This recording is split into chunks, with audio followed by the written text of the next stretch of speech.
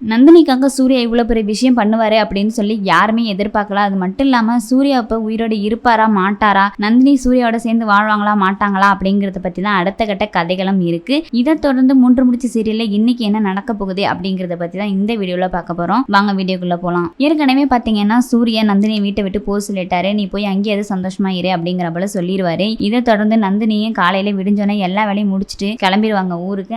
கல்யாணத்துக்கிட்டையும் போய் சொல்லிடுவாங்க. சொன்னோடனே வந்து எல்லாருமே வந்து வியப்பா பார்ப்பாங்க. உண்மையிலே தான் போறியா நீ வீட்டை விட்டு அப்படிங்கிறப்பல மாதவியும் கேட்டிருப்பாங்க. ஆமாமா அப்படின்னு சொல்லிட்டு எல்லாருக்கிட்டையுமே மன்னிப்பு கேட்டிருப்பாங்க. கல்யாணத்துக்கிட்ட சொல்லுவாங்க, நான் இங்க இருக்கும்போது எனக்கு நீங்க தான் ஆறுதலா இருந்திருக்கிறீங்க, உங்களை நான் மறக்க மாட்டேன் அப்படிங்கிறப்பல சொல்லுவாங்க. இதை தொடர்ந்து அருணாச்சலத்துக்கிட்டையும் சொல்லுவாங்க, நல்லபடியா என்னை பார்த்துக்கிட்டீங்க, அது மட்டும் இல்லாம நல்ல மரியாதையோட நடத்துனீங்க ஐயா, அதுக்காக நான் போறேன் அப்படின்னு சொல்லிட்டு சொல்லியிருந்திருப்பாங்க. அருணாச்சலம் என்ன சொல்லுவாரு அப்படின்னு பார்த்தீங்கன்னா, நான் பேசிக்கிற சூர்யாட்ட நீ இங்கே இருமா அப்படிங்கிற போல கேட்டிருப்பாரு. இருந்தாலும் நந்தினி பிடிவாதமா நான் போறேன்னு சொல்லியிருப்பாங்க. இதை தொடர்ந்து எல்லாருக்கிட்டையுமே வந்து மன்னிப்பு கேட்டிருப்பாங்க. மாதவி கிட்ட சுந்தரவல்லி கிட்ட அப்படின்னு சொல்லிட்டு கிளம்பும் போது கரெக்டா மாதவி என்ன சொல்லுவாங்க அப்படின்னா, இவளை விட்டுட்டா அம்மா வந்து பணக்கார மருமகளை வந்து கூட்டிட்டு வந்துருவாங்க, நம்ம வந்து செல்லா காசா போயிடுவோம் அப்படின்னு சொல்லிட்டு நந்தினி இருக்க வைக்கணும் அப்படின்னு சொல்லிட்டு தான் தாலியை கழட்டி கேட்பாங்க. எப்படி இருந்தாலும் தாலியை கழட்ட மாட்டா அப்படிங்கிற தைரியத்துல கேட்பாங்க. நந்தினி என்ன சொல்லிடுவாங்க அப்படின்னா, அப்பனா இந்த தாலியை நீங்களே கழட்டி எடுத்துக்குங்க அப்படின்னு சொல்லிடுவாங்க. சொல்லவும் மாதவிக்கு ரொம்பவே ஷாக் ஆயிடும். சரின்னு சொல்லிட்டு தான் நந்தினி கழுத்துல இருக்கிற தாலியை கழட்ட போற நேரத்துல கரெக்ட் சூர்யாவும் ஒரு மாசான என்ட்ரி கொடுத்திருப்பாரு. இதை தொடர்ந்து பாத்தீங்கன்னா சூர்யா என்ன சொல்லுவாரு அப்படின்னா,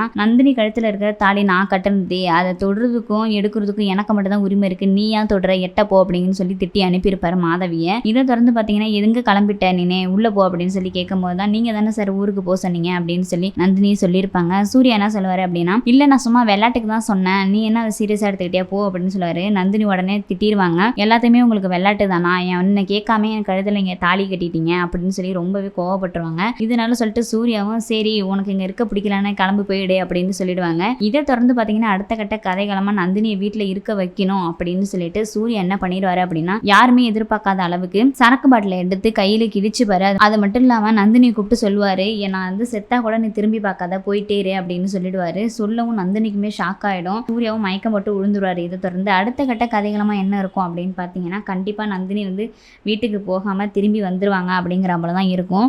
அது மட்டும் இல்லாம சூர்யாவை புரிஞ்சுக்கிற போலதான் அடுத்த கட்ட கதைகளும் அமையும் அப்படின்னு சொல்லி தான் எதிர்பார்க்கப்படுது. வெயிட் பண்ணி தான் பார்க்கணும் எந்த மாதிரியான ட்விஸ்ட்டை வச்சிருக்காங்க கதைகளத்தில் அப்படின்னு சொல்லி. இந்த பற்றின கருத்துக்களை உங்கள் கமெண்ட் பாக்ஸில் சொல்லிடுங்க. அது மட்டும் இல்லாமல் இதே போல் சீரியல் ரிவ்யூஸுக்கு நம்ம பெரிய சேனலை மறக்காமல் லைக் அண்ட் ஷேர் பண்ணுங்கள், சப்ஸ்கிரைபும் பண்ணிடுங்க.